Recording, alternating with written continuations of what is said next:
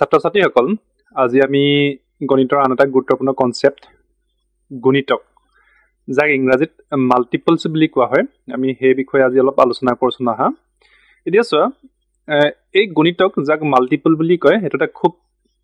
দৰকাৰী কনসেপ্ট তোমালোকৰ বাবে এতিয়া আমি উদাহৰণস্বৰূপে এটা সংখ্যা লৈ লৈছো ধৰি ললো আমি 4 সংখ্যাটোকে ললো আৰু আমাক যদি কোনোবাই কয় যে শাৰীৰিক গুণিতক কেইটামান লিখা শাৰীৰিক গুণিতক কেইটামান লিখা তে কথা হল কি যে এই আমি যে কৈছো গুণিতক তাৰ মানে নো কি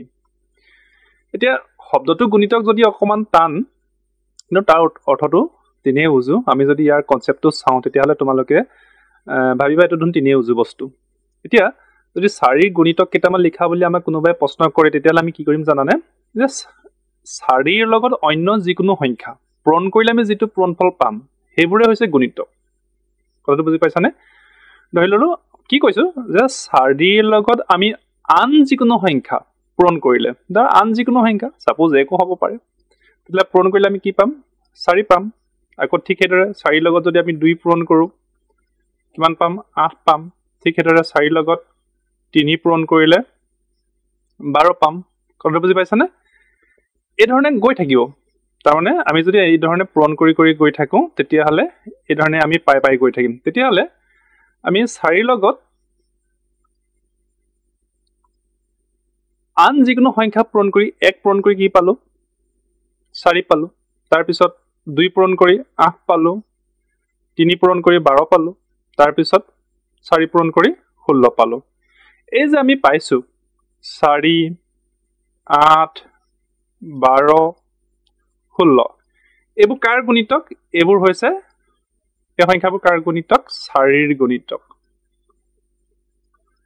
তাৰ মানে আমি কি কৈছো যে গুণিতক শব্দটোৰ অৰ্থ কি যে এটা সংখ্যাক নিৰ্দিষ্ট এটা সংখ্যাক এটো যিকোনো সংখ্যা হ'ব পাৰে 4 হ'ব পাৰে 8 হ'ব পাৰে যিকোনো সংখ্যা হ'ব পাৰে তাক যদি আমি আন যিকোনো সংখ্যাৰ লগত পূৰণ কৰো 1 2 3 4 5 so on আমি আন যিকোনো সংখ্যাৰ লগত পূৰণ কৰিলে যেটো পূৰণফল পাম সেই পূৰণফলবোৰে সংখ্যাটোৰ গুণিতক হ'ব কথাটো বুজি পাইছানে এতিয়া আমি আৰু এটা উদাহৰণ লৈ লওঁ ধৰি লও এবাৰ আমি 8 সংখ্যাটো লৈছো এবাৰ আমি 8 ৰ গুণিতক আমি উলিয়াব লাগে তাৰমানে তোমালোকে এটা কথা চোৱা গুণিতক মানে হৈছে পূৰণফল একদম চমুকে ক'বলৈ গ'লে এতিয়া 8 ৰ গুণিতক সমূহ কি কি এতিয়া 8 ৰ গুণিতক বুলিলে আমি কোনবোৰ সংখ্যাক বুজিম যে 8 ৰ লগত আমি অন্য যিকোনো সংখ্যা পূৰণ কৰিলে যিবিলাক আমি সংখ্যা পাম 8 ৰ লগত আমি অন্য যিকোনো সংখ্যা 1 পূৰণ কৰিলে আমি কি পাইছো 8 পাম 2 পূৰণ কৰিলে 16 পাম ঠিক হেদৰে 3 পূৰণ কৰিলে 24 পাম ঠিক হেদৰে 8 ৰ লগত যদি আমি 4 পূৰণ কৰো তেতিয়া আমি কিমান পাম 32 পাম এদৰে আমি পাই গৈ থাকিম এই যে আমি 8 ৰ লগত অন্য যিকোনো সংখ্যা পূৰণ কৰি 8 ৰ লগত আমি অন্য যিকোনো সংখ্যা পূৰণ কৰি যিবোৰ সংখ্যা পাই আছো এটো হলে 8 সংখ্যা আৰু তাৰ লগত আমি কি পূৰণ কৰিছো 1 পূৰণ কৰিছো 2 পূৰণ কৰিছো 3 পূৰণ কৰিছো 4 পূৰণ কৰিছো আৰু এই দৰে পূৰণ কৰাৰ পাছত আমি এটা নিৰ্দিষ্ট পূৰণফল পাইছো তাৰ মানে কি 8 ৰ লগত 1 পূৰণ কৰিলে আমি কি পাইছো 8 পাইছো হেদৰে 2 লগত পূৰণ কৰিলে আমি কি পাইছো 16 পাইছো ঠিক হেদৰে 8 ক 3 লগত পূৰণ কৰিলে 24 পাইছো আৰু 8 ৰ লগত 4 পূৰণ কৰিলে আমি 32 পাইছো তেতিয়াহলে এই পূৰণফলবোৰ 8 16 24 32 এনেকে উলাই গৈ থাকিব তাৰমানে আমি ক'ব পাৰো যে গুণিতক আমাৰ অসীম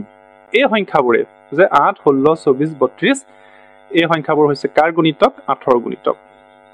এই কথাটো মনত ৰাখিবা আৰু তেতিয়াহলে এটা কথা তোমালোকে নিশ্চয় ধৰি পাইছা যে গুণিতক বা মাল্টিপল এটা তিনিয়ে উজু বস্তু হেহে আমি এটো ক'ব পাৰো যে এটা নিৰ্দিষ্ট সংখ্যাক আন যিকোনো সংখ্যাৰ লগত পূৰণ কৰিলে যি পূৰণফল পোৱা যাব সেই পূৰণফলবোৰকে নিৰ্দিষ্ট সংখ্যাটোক গুণিতক বোলা হয় কথাটো বুজি পাইছানে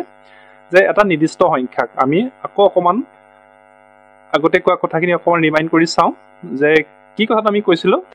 যে এটা নিৰ্দিষ্ট সংখ্যাক আমি কি কথাটো কৈছো যে এটা নিৰ্দিষ্ট সংখ্যাক সাপোজ 3 সংখ্যাটো এই নিৰ্দিষ্ট সংখ্যাটোক আমি আন যিকোনো সংখ্যাৰে ধৰি ললো আমি 3ৰে পূৰণ কৰি 9 পালো আকৌ তাক যদি আমি 4ৰে পূৰণ কৰো কিমান পাম 12 পাম হেদৰে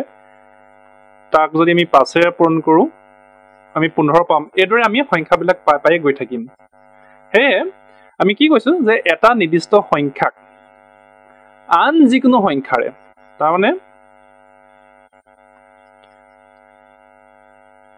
এটা নিৰ্দিষ্ট সংখ্যাক আন যিকোনো সংখ্যাৰে পূৰণ কৰিলে যি পূৰণফল পাম সেই সংখ্যাবোৰে হৈছে এই নিৰ্দিষ্ট সংখ্যাটোৰ গুণিতক তাৰ মানে এতিয়া এই 9 12 15 এইবোৰ কাৰ গুণিতক হ'ব এইবোৰ 3ৰ গুণিতক হ'ব তাৰ মানে আমি 3 লগত অন্য সংখ্যা পূৰণ কৰি এইবিলাক পাইছো এইবিলাক কাৰ হ'ব 3ৰ গুণিতক হ'ব গতিকে আমি এই যেটো ডেফিনেশন লিখিছো এটা আমি যেটো ডেফিনেশন লিখিছো যে এটা নিৰ্দিষ্ট সংখ্যাক আন যিকোনো সংখ্যাৰ লগত পূৰণ কৰিলে যি পূৰণফল পোৱা যাব সেই পূৰণফলবোৰকে নিৰ্দিষ্ট সংখ্যাটো গুণিতক বুলি কোৱা হয় গতিকে গুণিতকৰ কনসেপ্টটো বৰ উজু আশা কৰিছো তোমালোকে কথাখিনি বুজি পাইছা গতিকে ভিডিওটো এখিনি সামৰিছো থ্যাংক ইউ